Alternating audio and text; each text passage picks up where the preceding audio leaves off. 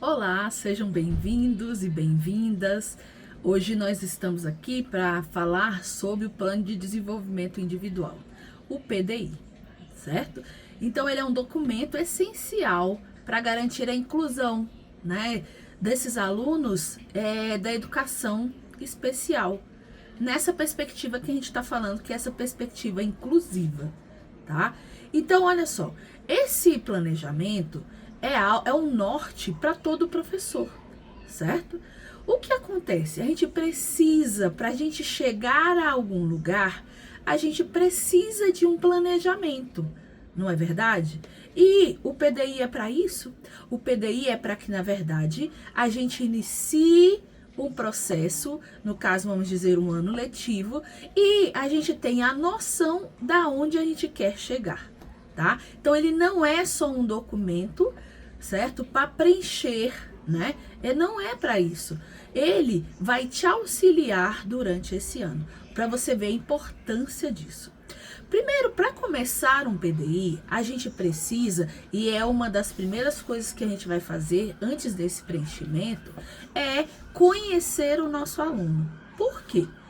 Esse plano, esse planejamento, vamos comparar isso a uma viagem. Se a gente for viajar para algum lugar, a gente não tem que decidir para onde a gente quer ir? É a primeira coisa, certo? Então é isso que acontece com o nosso PDI, esse nosso plano de desenvolvimento. Olha o nome, Plano de Desenvolvimento Individual, certo? Então a gente precisa saber onde vai chegar, para a gente entender que desenvolvimento é esse. Aí, olha só.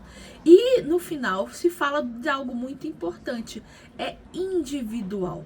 Então, quando a gente fala de individual, é porque esse plano, esse planejamento vai ser feito para aquela criança. Então, eu vou comparar a criança com ela mesma. Então, eu não posso simplesmente pegar um plano, uma criança mesmo, né? Com uma deficiência, com um transtorno, e comparar com as outras crianças que a gente tem, certo? Nós precisamos comparar ela com ela mesma, tá? Por isso que é plano de desenvolvimento individual, né? E aí, como eu estava falando da viagem, vamos voltar para nossa viagem. Então, a gente precisa saber para onde a gente vai, certo? Então, o que a gente precisa? Por exemplo, primeiro conhecer, né, o lugar que eu quero ir, certo? Então, tá, primeiro eu vou escolher. Para escolher, eu preciso conhecer, né, o que eu quero, né? E aí a gente precisa conhecer o nosso aluno. Aqui cabe, certo? Uma avaliação diagnóstica, certo? Que avaliação é essa? É eu entender aonde essa criança está. Aqui a gente está falando, inclusive, quando Vygotsky fala da zona de desenvolvimento proximal, a gente vai aplicar aqui. Como é isso? Vygotsky fala o seguinte, que nós precisamos entender aonde a criança está, certo? E aonde nós queremos que ela chegue. Então, eu tenho um aluno lá que fala assim, Luciana, mas ele não sabe nada, essa criança, certo? Gente, será que uma criança, ela consegue chegar com 5, 6 anos na escola, até com 4 anos mesmo, sem saber nada? Não, né, gente? Ela sabe sim. Só que o que acontece? Se eu for utilizar, né, os mesmos critérios que uma criança que tem um desenvolvimento normal, aí sim, aí ela vai ficar muito aquém das outras, né? Mas ok, então eu tô lá com uma criança, certo? Que ela tá numa turma que todos sabem ler. A gente vai precisar comparar ela com ela mesma, tá? Então, por exemplo, a gente precisa saber, né, em que local de aprendizado essa criança está, certo? Então, você sabe que para uma criança aprender a ler e escrever, ela vai passar por várias etapas, tá? Até chegar lá. Então, não adianta eu ficar forçando essa criança, né? Fala assim, gente, mas ela precisa aprender a ler, mas ela precisa aprender a ler. Eu preciso saber em qual etapa ela está, certo? para que a gente possa avançar e não comparar ela com as outras. Então, o que eu posso aqui no plano de desenvolvimento individual fazer? Eu posso ter uma criança que chegou na escola, ela tem uma deficiência ou ela tem um transtorno, então é garantido por lei que, que a gente pode adaptar e adequar os conteúdos para essa criança, certo? E é isso que a gente vai fazer, certo? Então, olha só. Então, se eu tenho uma criança que ela não sabe ler, né, não sabe escrever, e a minha turma, ela já é uma turma, gente, os meninos já sabem ler e escrever, eu preciso fazer um plano separado para ela. Não adianta eu ficar dando a mesma atividade que eu estou dando para a turma, dar para essa criança, certo? Porque ela não vai desenvolver. Aí eu tenho lá uma criança que ela não sabe ainda nem o nome dela. Então eu posso botar, Luciana, então eu posso botar nesse PDI que ela até o final do ano, né, eu quero trabalhar com ela para que ela aprenda o nome dela? Sim, porque aí nós estamos comparando o aprendizado dela com ela mesma. Então ela começou o ano que ela nem reconhecia o nome dela. E ela terminou o ano escrevendo o nome dela. Ela teve um avanço? Sim. E é isso que eu tô falando para vocês. Então, dentro do processo inclusivo, né, a gente precisa comparar a criança com ela mesma, tá? Então, o primeiro ponto, então, é a gente identificar. Eu vou deixar aí, né, na descrição esse modelo, tá, de plano de desenvolvimento individual, para que vocês possam acompanhar aí, né? Então, primeiro a gente vai ter que fazer essa identificação do aluno, né, que com nome, idade, tudo isso. Mas aí, logo abaixo, tem o ponto número 2, que é características do aluno. Então, é isso que a gente precisa entender. Olha a primeira parte que tem lá, habilidades e potencialidades. O que essa criança sabe fazer, né? O que ela já faz bem, certo? Então, vamos dizer assim, Luciana, ela já conhece todas as letras. Olha que bom! Ah, não, ela só conhece as vogais, certo? Né? Ah, ela não conhece ainda nem as vogais.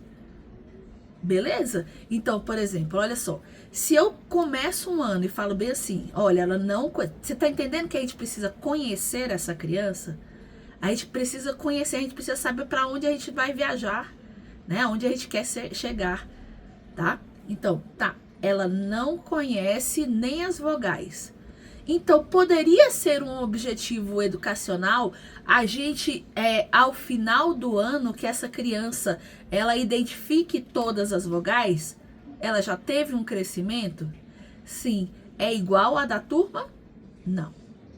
Aí a gente está comparando ela com ela mesma, tá? Então, aí a segunda é o seguinte. Dificuldades e necessidades. Quais desafios o aluno enfrenta na aprendizagem e na interação, tá? Por quê? Porque às vezes a criança não tem dificuldade de aprendizagem, mas ela tem dificuldade de comportamento, de interação, certo? Então, às vezes, o plano que eu vou fazer não precisa ser necessariamente ligado à aprendizagem. Pode ser uma necessidade de interação, a necessidade que ela tem de comportamento, né? Por exemplo, a gente tem aí os meninos com transtorno opositor desafiador, que o problema deles muitas vezes não é aprendizado, certo? Fala assim, olha, ele é muito inteligente. Na verdade, todas as crianças são, né? Vai depender da nossa intervenção. Mas você fala assim, nossa, ele aprende tudo muito rápido, mas o comportamento dele é péssimo. Então, aqui eu preciso, nas características desse aluno, eu preciso conhecer muita criança, né? Então, aí pra gente entender quais os desafios essa criança enfrenta. Se tiver de aprendizagem, a gente coloca de aprendizagem. Se for de interação ou se for de comportamento, eu coloco quais as dificuldades, quais os desafios que nós vamos precisar enfrentar com essa criança, tá? Aí depois a gente tem algo importantíssimo, que é interesse e preferências, tá? Uma coisa que a gente precisa entender. Quando a criança, ela só aprende quando ela tem interesse, quando ela está motivada, senão ela não aprende. Quer dizer, se aquilo tem significado para ela, senão ela não aprende. É igual você, por exemplo, se eu falasse, eu não quero aprender a fazer tricô, não tenho vontade nenhuma. Vai ser fácil aprender? Não, certo? Eu vou ter que dar significado para isso. E a escola precisa motivá-la, né? Agora, se tá todo mundo falando que ela não consegue, como é que ela vai estar motivada? Certo? Então, ela precisa dessa motivação, né? E aí vem, olha, aonde a gente vai buscar essa motivação? Exatamente nesse lugar, tá? Nos interesses e nas preferências. Então, a gente vai buscar... Luciana, esse negócio vai dar trabalho. Sim, planejamento, esse planejamento, ele não é fácil não, a inclusão não é fácil, né? A gente vai precisar aí de parar e pensar nessas coisas. Mas olha só, você vai parar, você vai pensar, certo? Mas você vai ver crescimento nessa criança. Não é isso que a gente quer? Não é isso que todo professor deseja? Então olha só. Quando a gente falar de interesses e preferências, a gente pode partir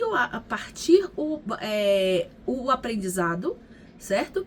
Disso, do interesse da criança. Por exemplo, vamos dizer que eu tenho uma criança que ela gosta muito de dinossauros. Eu tinha um aluno que ele era TEA, né? Que ele era autista, e ele era encucado com ônibus.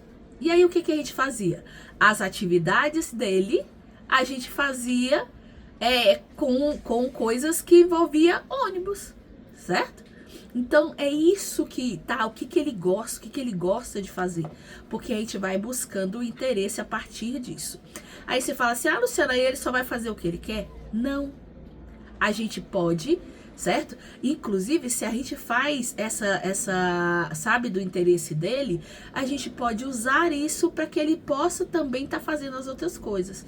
Tipo, intercalando, por exemplo, olha, nós vamos fazer atividade agora, né, que você gosta, que você tem interesse, certo? Nós vamos fazer essa, ok? E então, primeiro você vai fazer essa aqui, que é o que você gosta. E depois nós vamos fazer essa outra atividade aqui, combinado? Entendeu? Dessa forma a gente vai negociando aí com a criança, tá? Aí aqui... no número 3, a gente tem os objetivos educacionais, tá? Aqui é muito importante que a gente observe o quê? Por exemplo, a gente tem os objetivos claros que estão no currículo, certo? Então, nós precisamos olhar para esse currículo, tá? E trazer esses objetivos para cá. Aí você fala assim, Luciana, mas lá no objetivo... tá falando que no primeiro ano a criança precisa aprender a ler e escrever, certo? Mas o que a gente vai fazer? A gente vai utilizar esse objetivo e trazê-lo para a realidade dessa criança, certo? Então, o menino está no 5º ano, então eu posso tanto incluir como excluir, né, alguns conteúdos, tá? Se a gente organizar... Olha, gente, olha a riqueza desse documento.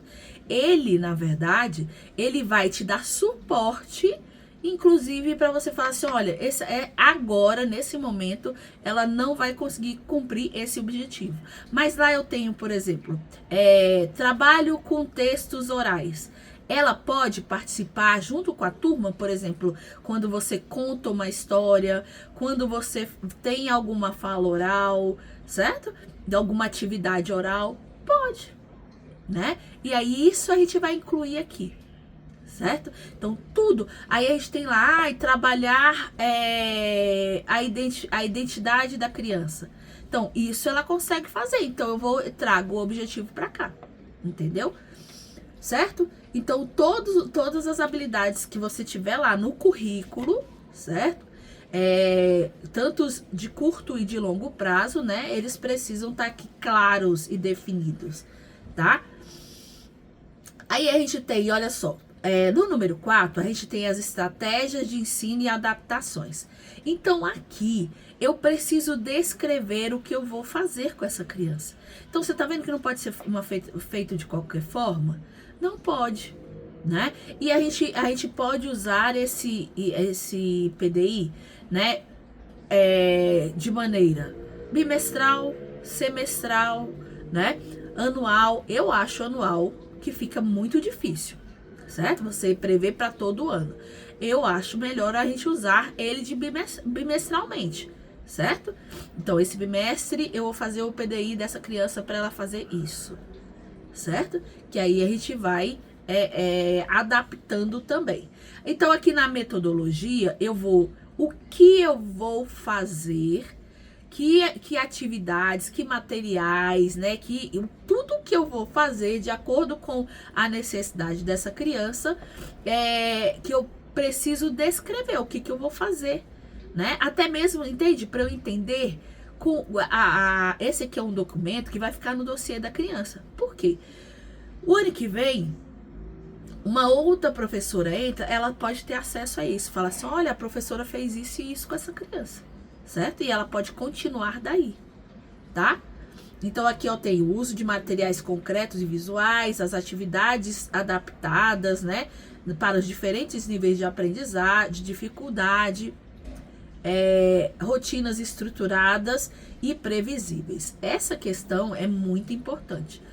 Todas as crianças precisam de rotina, certo? As crianças normais, né, ditas normais, sem diagnóstico, elas precisam de rotina. A criança o estudante que tem qualquer transtorno, qualquer deficiência, ela é primordial que ela tenha rotina. Nós precisamos de rotina, né? Então, o professor não organiza, fala assim, olha, eu vou fazer essa atividade até a hora do intervalo, né? E depois eu vou fazer outra. Isso a gente vai colocando para a criança, porque ela vai diminui a expectativa e ela se organiza. Olha, eu já fiz isso, isso e isso, né? Então, é muito importante isso também, tá? Aqui embaixo, logo depois, tem os recursos pedagógicos. Então, a gente tem que listar, sabe, o que a gente vai utilizar, até mesmo porque, como é um planejamento, eu já preciso até ir atrás dos recursos, né?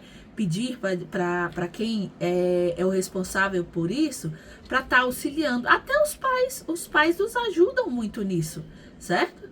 Então, por exemplo, até com coisa simples, né? Fala assim, olha, eu vou precisar de tampinhas de garrafa para a gente fazer contagem. Então, o pai pode pedir para os pais, né? Pode pedir para a criança juntar, certo? Então, tudo isso a gente tem que prever antes, certo? E aí a gente tem a avaliação. A avaliação, tudo isso é na metodologia, tá? Então, o que é a avaliação? Gente, como eu vou avaliar essa criança? Então, precisa ser prova? Não.